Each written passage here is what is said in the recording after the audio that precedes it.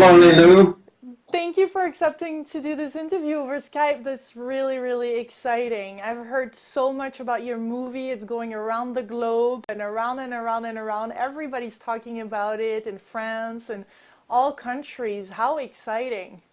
Well, I'm so glad, and it's really nice to get to be a part of your community today, which I consider to be one of the most fun and inspiring associations on the planet right now with your Juicy Living Tour. Thanks for having me on. Thank you. I feel so many of us are totally possessed to contribute right now to the world, and clearly your movie is. Tell us about your intention behind it and what is your vision with it. Well, my wife and I wanted to make an offering that was the best use of us toward altering the global conversation to facilitate the transition to a world where not just a few or not even the majority, but everybody can thrive. So this was our best shot, and we're just absolutely thrilled at the reception that it's getting all over the world. What message do you mainly want to convey through the movie? What is for you truly important to share here? Well, the core is that life is meant to thrive, and so there must be something in the way. And as I say in the movie, I discovered in my quest to understand what's going on that humanity is not a mistake. We're not some evolutionary flaw. We're actually just doing the best we can, and we've been mistaken. We've actually been duped quite successfully by a relatively small group of people who want most of us to fail, who actually are not in favor of everyone succeeding.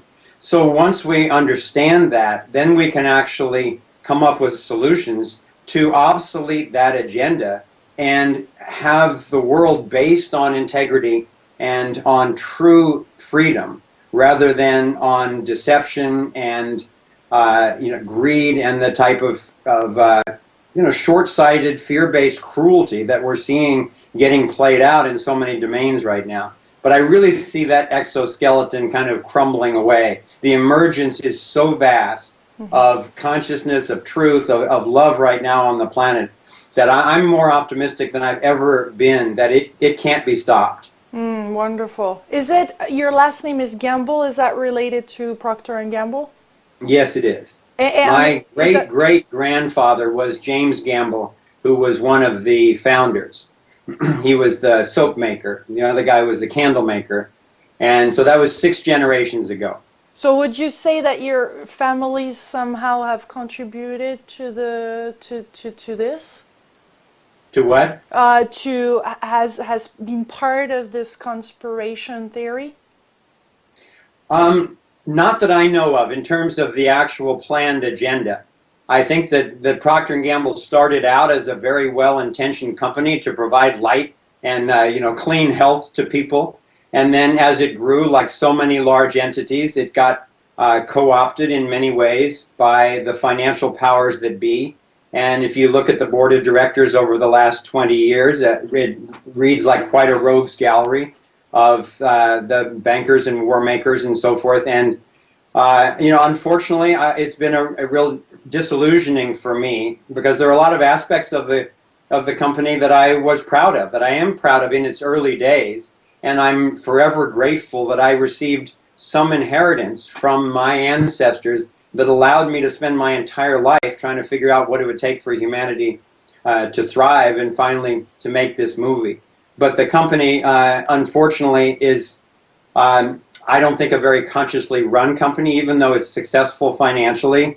I have spent many years, along with other family members, doing everything we can to get them to clean up their environmental mess and to make healthier products and to stop animal testing. We've gotten them to reduce animal testing 85 to 90%, but still the animals that are being tested on, it's unnecessary and cruel. So the fact of the matter is that my family has a real speck of influence, really hardly, essentially none. In terms of reputation, they don't like it if the Gambles don't like what they're doing. But in terms of stock ownership or financial clout, that disappeared generations ago.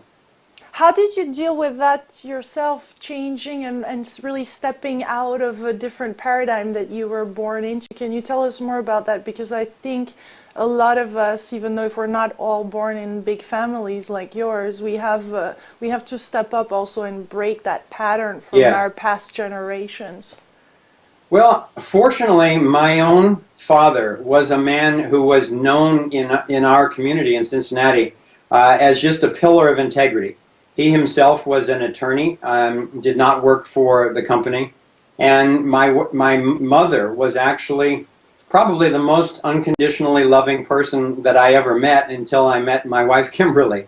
So I was very blessed with parents who were humble and honest and set a good example of service in the community.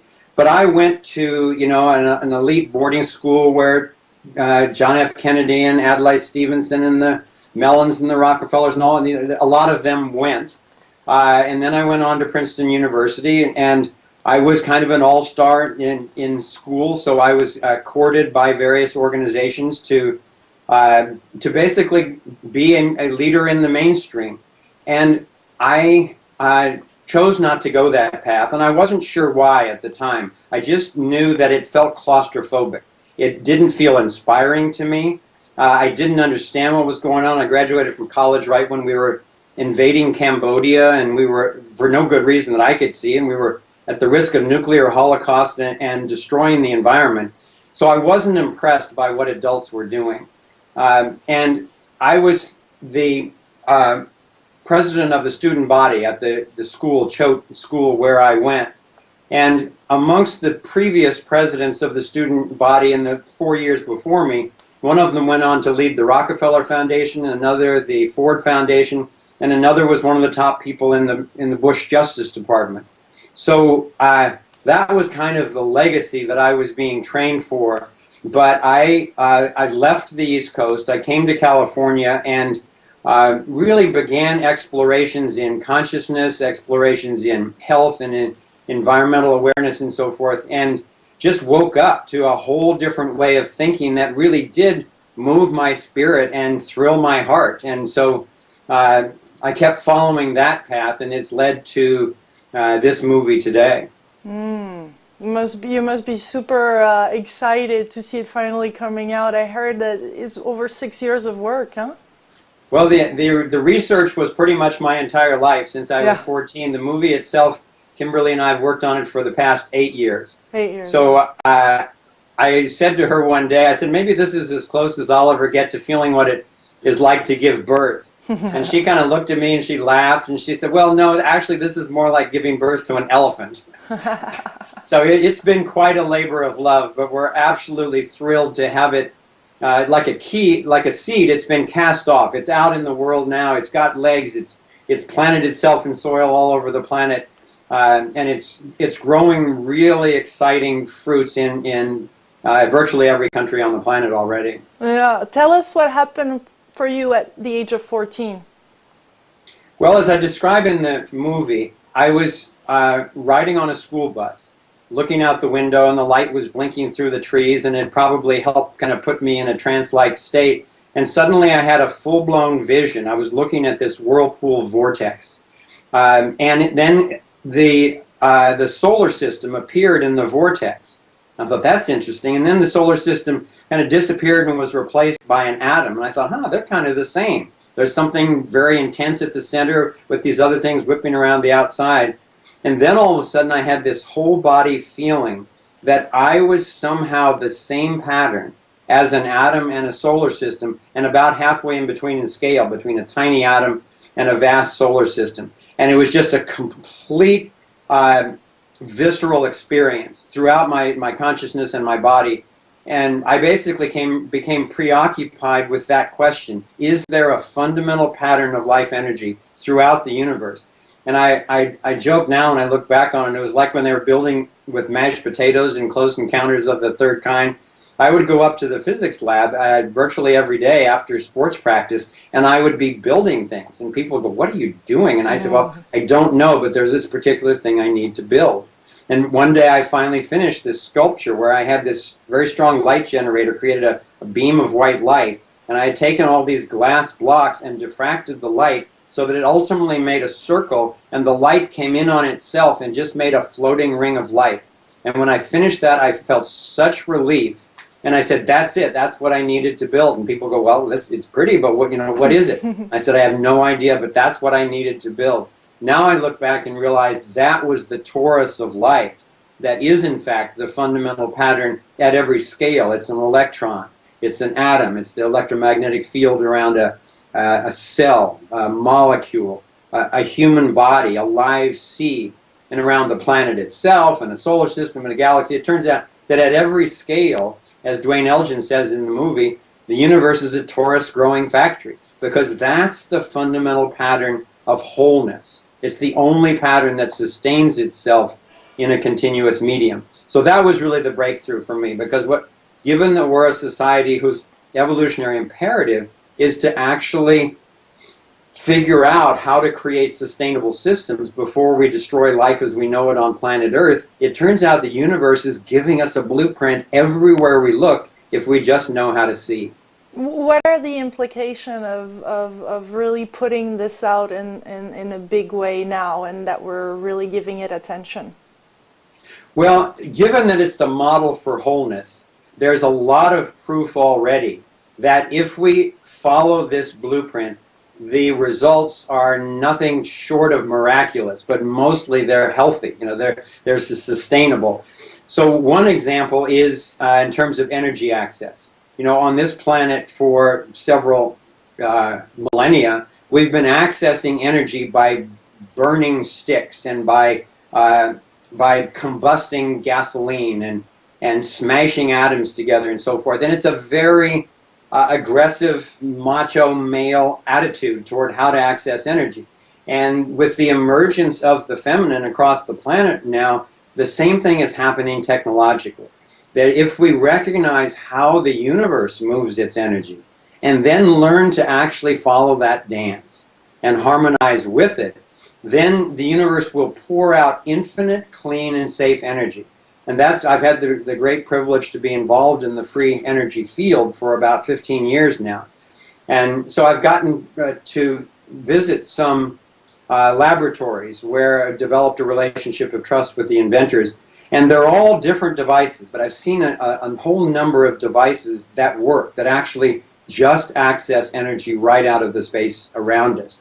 And that's really exciting to me. I mean, my wife and I just cried the first time that we saw it, realizing, oh my gosh, it's actually here on this planet right now. We don't need to be causing asthma, polluting the skies, fighting over other people's oil and all that kind of stuff. Clean, free energy access is here right now. The unfortunate part of that is that virtually every laboratory that I visited has been shut down by the government, by the FBI, by the NSA, and so forth. And the inventors have been threatened, they've been gag ordered, they've been made to stop their inventions for the most part. So that's one example of how the torus can show us how to access energy in a clean, sustainable way. What do you think is needed so that this is heard and people, inventors and people like that are not stopped anymore? What would it take? Well, I think it's a combination of education, activism, and a lot of money. And I think that with films like The Race to Zero Point and Fire from Ice and Thrive and other films that are coming out now about this phenomenon, that's really helping with the education, and programs like yours that are willing to take this information out. In terms of the money, we have on our website what we call a critical mass action, where people can sign up, indicate interest in a particular movement, but then we don't take action until there's enough people or enough money to really know that we're going to be effective. So people can sign up and say if they want to take place in an Occupy type mass protest, which will eventually happen if this stuff hasn't been released. Maybe it'll happen in front of the U.S. Patent Office, Department of Energy. Not sure where, but I think it'll end up happening all over the world, where people just demand that they cease the suppression of these devices. They've suppressed over 5,000 alternative energy devices in the U.S. Patent Office alone. But then the last thing is the actual money. If people are coming for, it's the strongest response that we're getting to the film is enthusiasm about bringing this free energy out. And there are inventors, there are scientists, and there are philanthropists from all over the world who are contacting me saying, where do I sign up? I want to contribute my expertise, my inventions, my money to this project. So what I want to do is wait until there is enough commitment that we've got the money not only to help the inventors complete their technology, but to secure their labs, not only with security forces, but multiple cameras that are live streaming all over the world. So if they get raided, the whole world watches.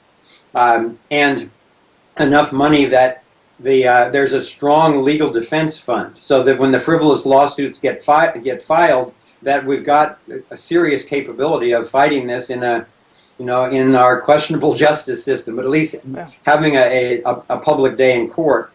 And then finally, education is to have enough funding to make sure that we get the media and inform the scientists and celebrities and people who can all come forward at the same time and say, that's it, it's time to bring this stuff out finally. Because it takes quite a lot to coordinate mass of people. Like, everybody seems to want to help and participate. Same thing on the Juicy Tour. There's so many people that want to contribute, and then it's such a new structure that is needed, and it's so pioneering something that we don't even know exactly what's going to look like and has to come from somewhere else. It's like, how are we going to put this out so that it's effective? Like Occupy, Wall Street, we've seen it can be chaotic, and it's hard sometimes to direct such a flow of enthusiasm and of new energy. So. Yeah, it is, and I think that's part of the exciting challenge for humanity right now. And I'm so proud of that aspect of Wall Street, that not only are people standing up, but they're rejecting the old file folders. They're not willing to be put into the usual political binary or co-opted by the old institutions and so forth. They're actually insisting on finding new ways of relating to each other and relating to the economy and so forth, and being willing not to know.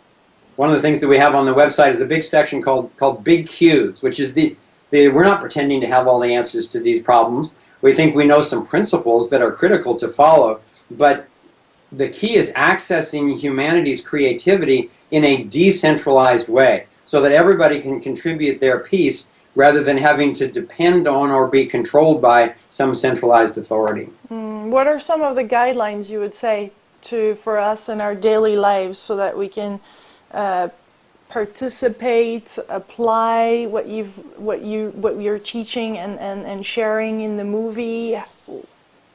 What can we do? Well, I really appreciate the question, and it's the most exciting question to me of all.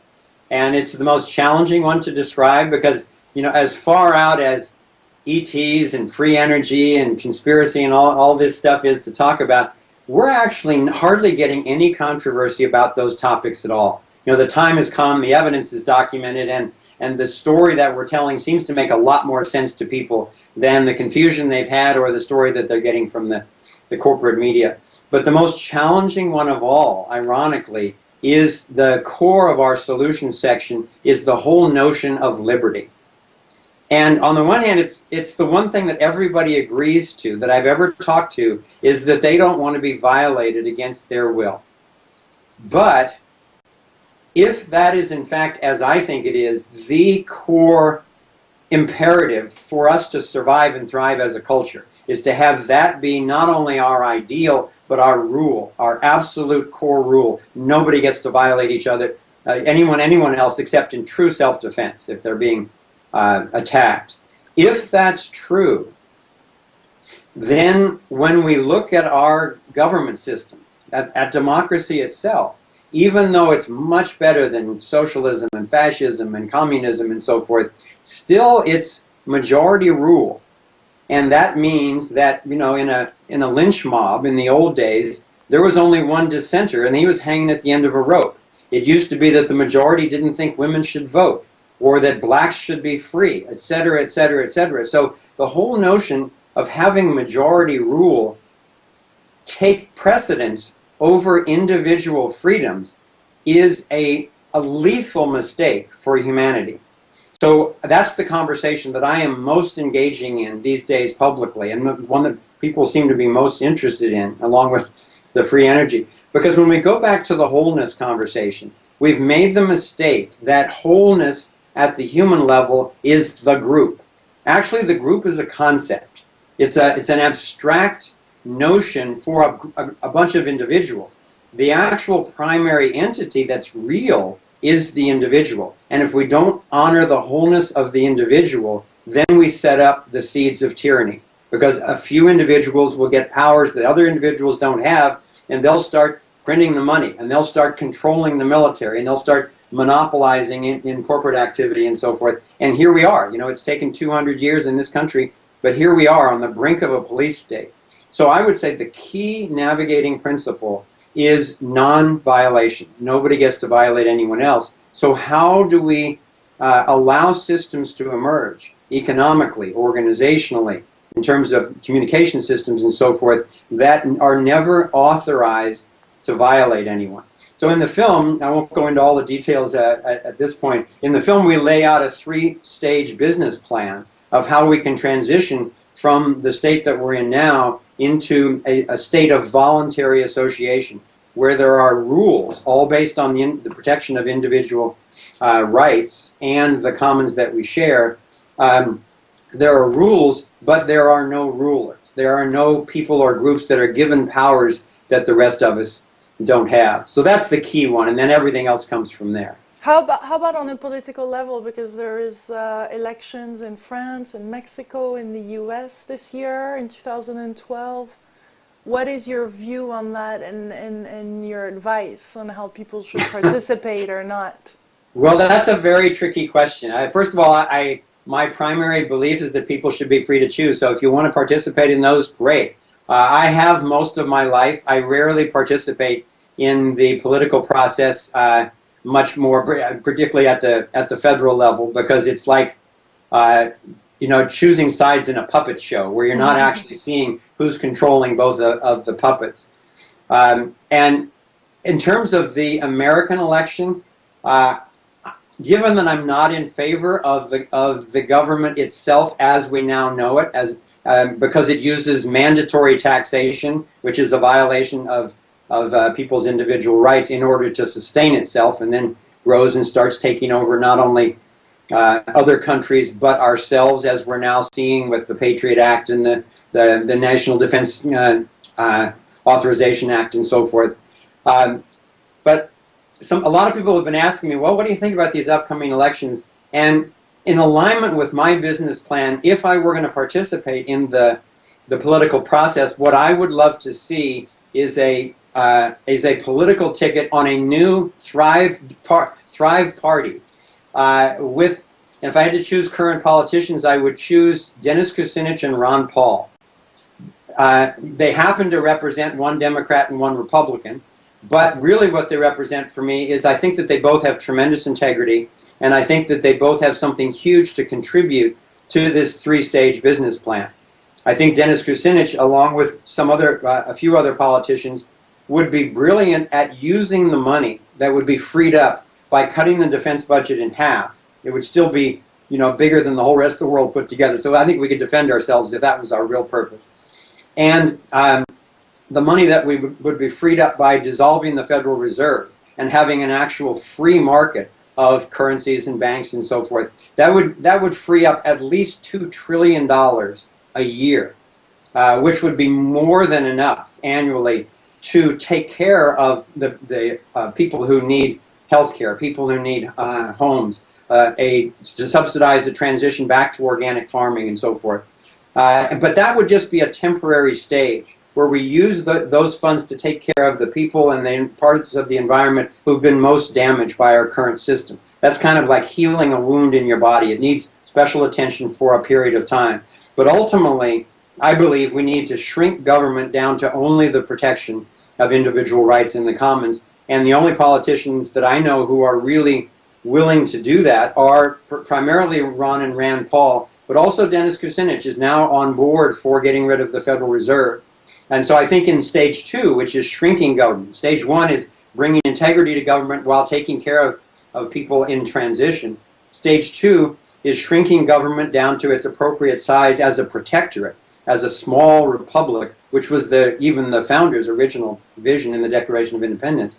Then finally, I think we'd probably see by the end of stage 2 whether or not we needed any of those organizations, but whether or not we were actually really thriving much more with independent association based on a justice system of protection rather than aggressive, telling people what to do. So my advice for this, follow your heart, but be aware that the entire political system is a system based on the violence of taking away your money, whether you like it or not, at the point of a gun if necessary. Do you think, do you align with David Icke's opinion regarding reptilians and how where a lot of politicians and a lot of the governments and people up there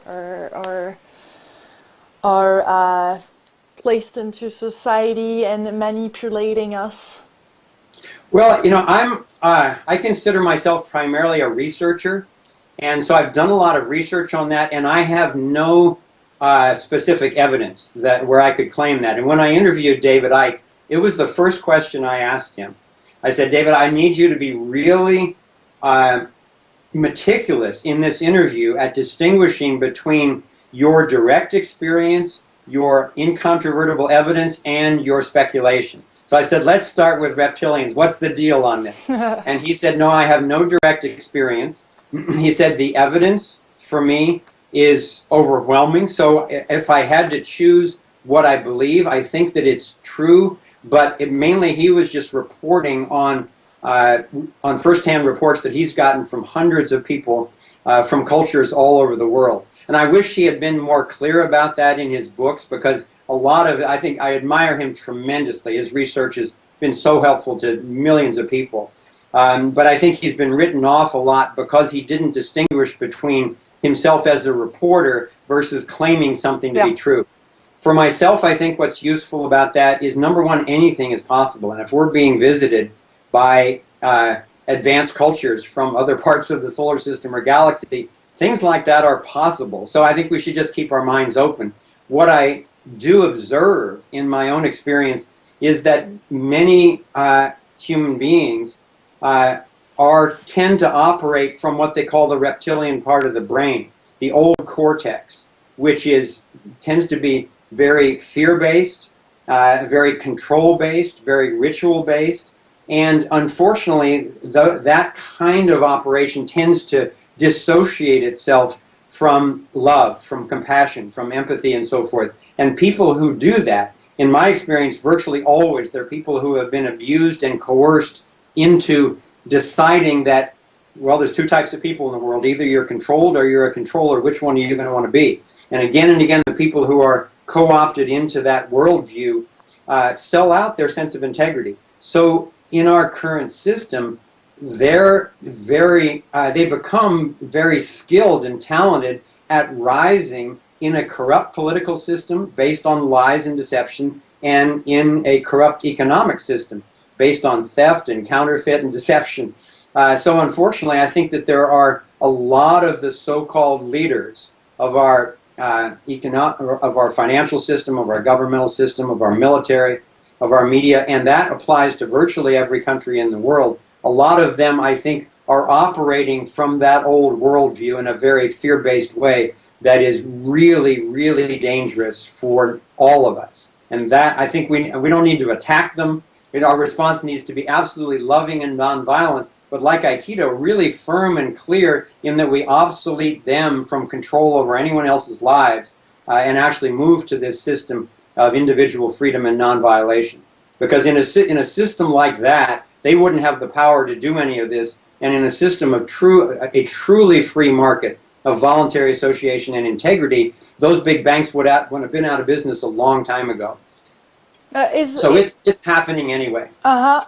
Could, through their fear-based message, through advertising and through the media and how they're governing, did you see that breaks the Taurus cycle? Like, actually, once we start, fear is based in the natural the flow, and did you see that scientifically and as tangible Yes. proofs? Well, both Kimberly and I have worked a lot with Elizabeth Sahtouris, who's an evolution biologist who's spent a lot of her time focusing on clarifying what she calls the features of healthy living systems. And she acknowledges that any healthy living system has a toroidal form to it. And some of the features that she identifies are, for instance, the empowerment of all parts. You know, in your body, your body's not going to be healthy unless it empowers all the parts of the body.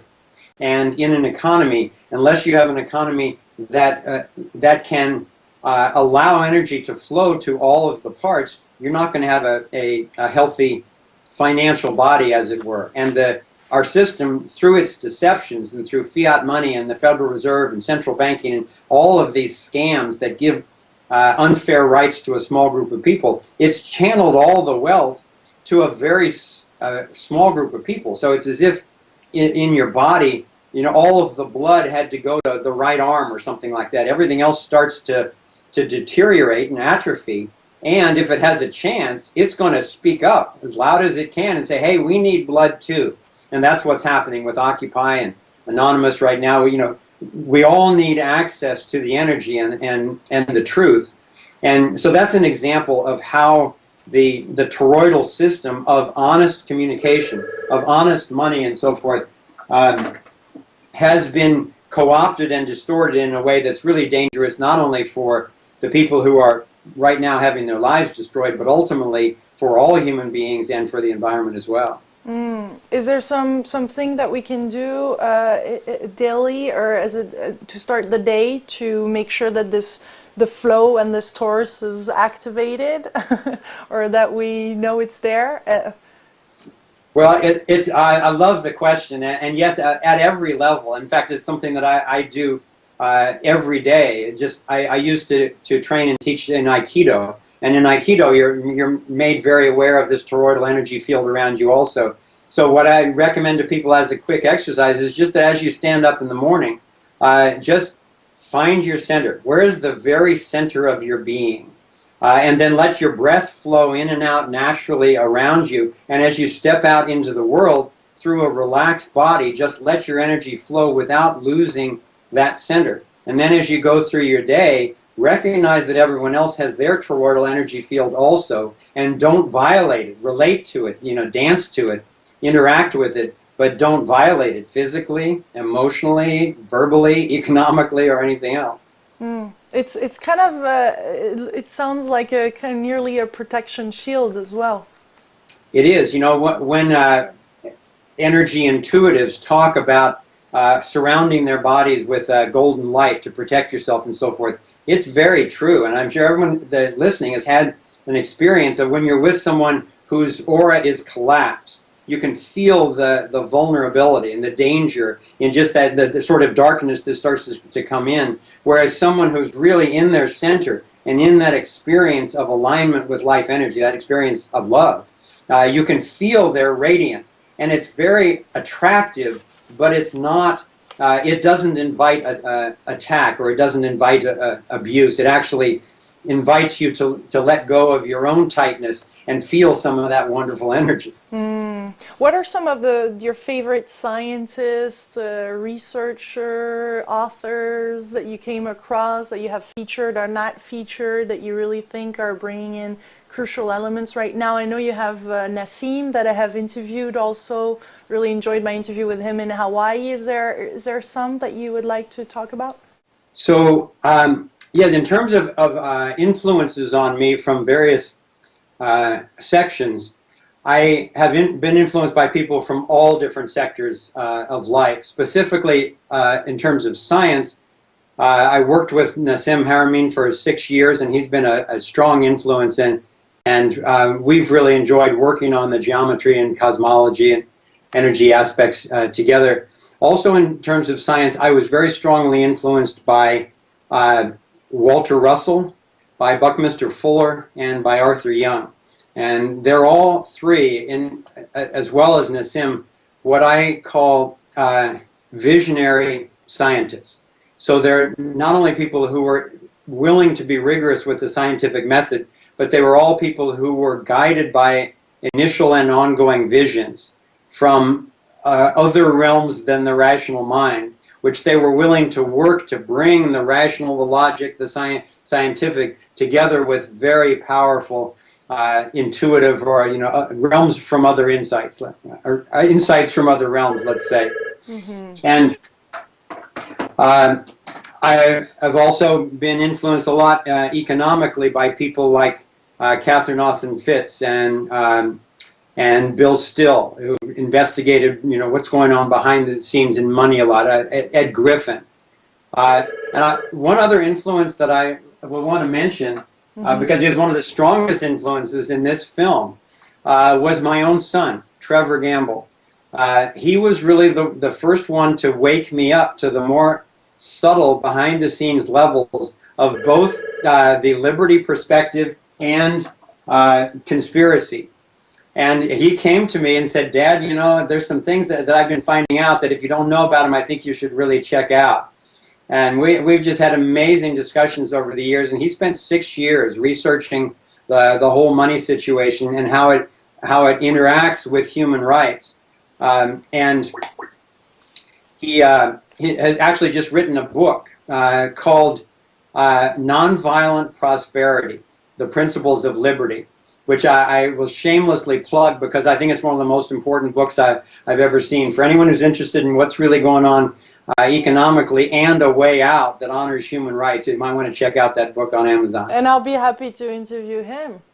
That'd be great. Yes, let's do it. Wonderful. So how do you see the future? What's your vision on the future? Well, I'm glad to say that given how much I know, people are really surprised how optimistic I am. I'm not naive about this. I think that the transition could be very ugly. I think that the powers that be have planned a global financial collapse that they're trying to orchestrate as quickly as possible.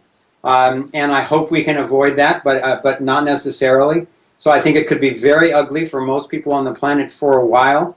So I think that the key thing is, what do we know in terms of options that are available? As things collapse, what can we replace it with, rather than just going with the usual problem, reaction, solution kind of sucker punch, sorry about that, of getting trapped by a false flag operation like an economic collapse, or like somebody sets off a dirty nuclear bomb, or another 9/11 or something like that. If people get afraid and get suckered into thinking, oh well, what's the government going to do? We'll give up more of our liberties, and we'll have the patriarchal state come in and take over even more control, and they'll rescue us, just like in 2008 with the financial collapse, and with the whole 9/11 experience in 2001. If instead we're aware of the type of options that are being explored in the whole liberty perspective, and by Occupy Wall Street, and by healthy organic farmers and so forth, then it's actually going to be easier to bring those systems in. Those, really, they're not systems, they're awarenesses, they're principles by which we can create a new and free society as things collapse. But I think that what I see happening worldwide is that as long as we can keep the internet open, people are getting informed so fast now about what's really going on that they're starting to organize in a very intelligent, highly leveraged, and decentralized way. And that's what makes it unstoppable. And I recommend to people that if you're wondering at all what to do, I recommend that you go to our website at thrivemovement.com, go to the solutions section, and we've got a whole what can I do portion in there that makes very specific recommendations of our kind of top 10 items that we recommend that you print out and stick it on your refrigerator and make a checklist. You can actually go through these things. They don't take a lot of money. They don't take a lot of time. They're mostly lifestyle and choice changes, and those things build up into mass movements that do things like get rid of the Federal Reserve and get rid of the Citizens United and the NDAA, the Defense Authorization Act that's taking over the country right now. So I think that the actions are becoming more clear. I know that just even from our perspective, from Thrive, there are Thrive groups springing up in countries all over the world, in cities all over the world. And sometimes they write us and say, well, what should we do? And I say, well, we put that in the website, our best suggestions, but we really trust humanity's spirit and creativity. So take the information and then you sit down with your community and brainstorm, what are our talents? What are our passions? What are the most effective things that we can do? And then as you organize independently, send us what's working and what's not working. We'll publicize that and act as a hub worldwide for best practices for actually moving toward a world where everyone can thrive. I had a little something to ask you, because there is this quote that is going around, and I wanted to see what was your relationship to this man, or your reaction to his quote and his blogs about your movie, Charles Eisenstein. Yes. He says, Thrive gets the story wrong, but the spirit is right. The dominator model is not an evil to overcome, but rather an evolutionary stage that has reached its fulfillment and is giving way to something new. What is your relationship to him, and what is your reaction to what he's saying? Charles and I have been in conversation through email and over the internet.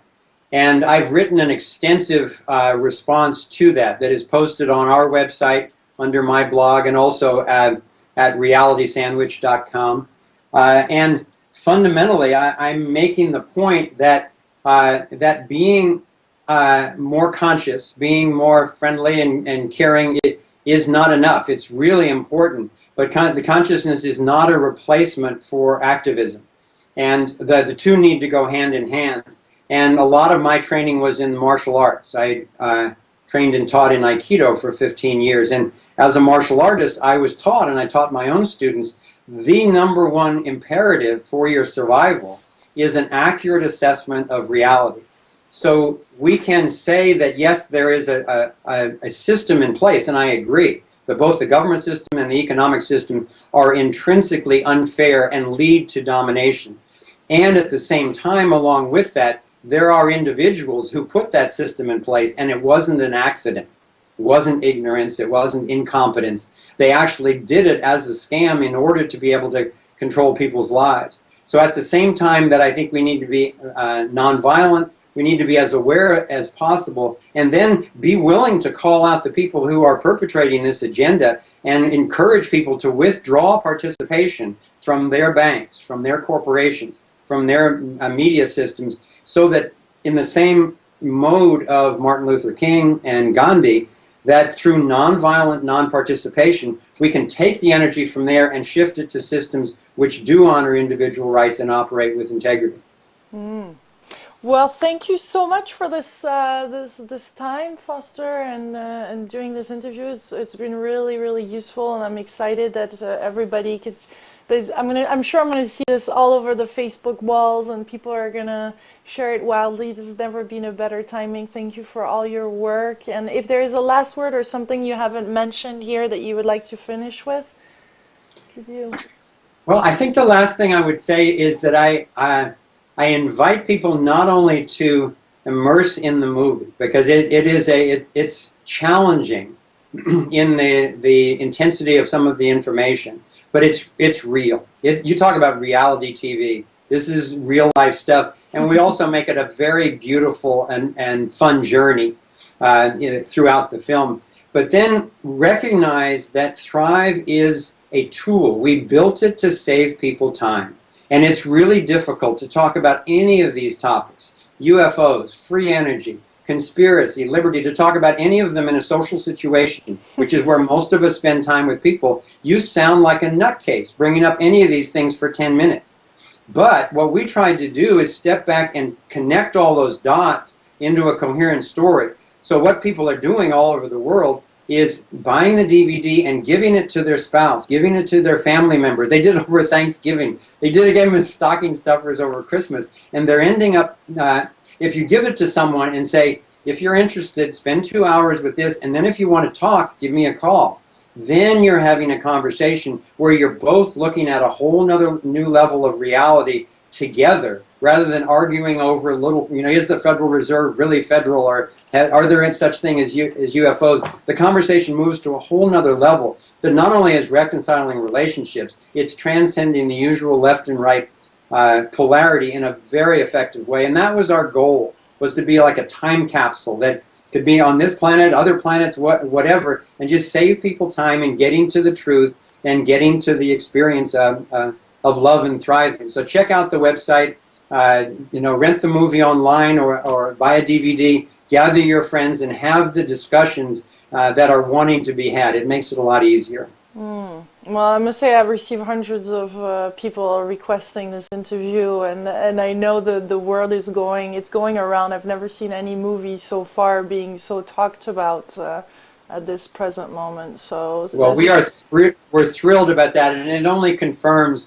what we believe about the beauty and the strength of the human spirit. And I just want to end by acknowledging you for doing this fantastic service that you're doing, traveling all over the world and inspiring people with your conversations. So keep it up, and I look forward to meeting in person one of these days. Thank you, Foster. Much love from France, and blessings. Thank you very much. Happy New Year. Bye-bye.